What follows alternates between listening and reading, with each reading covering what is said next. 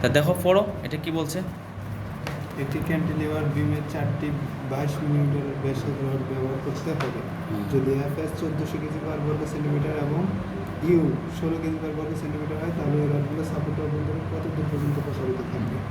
প্রসারিত তাহলে কি কি দেওয়া আছে এগুলো নাম্বার রডের সংখ্যা কটা 4টা ডায়া কত মিলি 2.2 সেন্টিমিটার 22 মিলি। এরপরে এফএস এফএস কত 1400 কেজি পার 1400 কেজি পার সেন্টিমিটার স্কোয়ার। এরপরে ইউ কত 16 বন্ড স্ট্রেস 16 কেজি পার।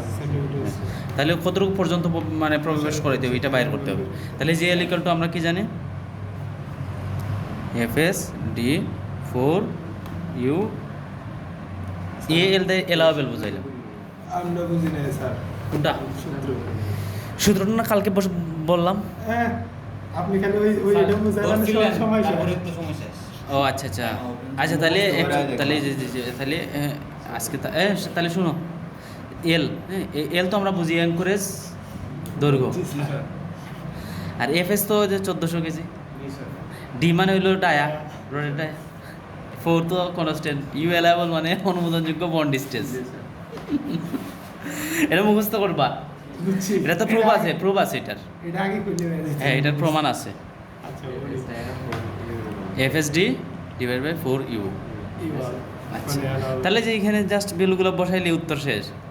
এই যে এফএসটা কত 1400 এটা স্যার ডির ভ্যালুটা যে দেখো সব ইউনিট কিন্তু সেম বসাইতে হবে। তাহলে যে 22 বসাইতে হবে 2.2 22 বসাইলে হবে না 2.2 4 ইউ ওই যে এটাই কত 16 এই তো আনসার ক্যালকুলেটর চাপবা আনসার চলে আসবে কত আসবে প্রথমে এখানে आंसर মারলে 48.125 সেন্টিমিটার। তাহলে এটা সাড়ে উত্তরে দেওয়া আছে 48 এত সেন্টিমিটার এই তো শেষ।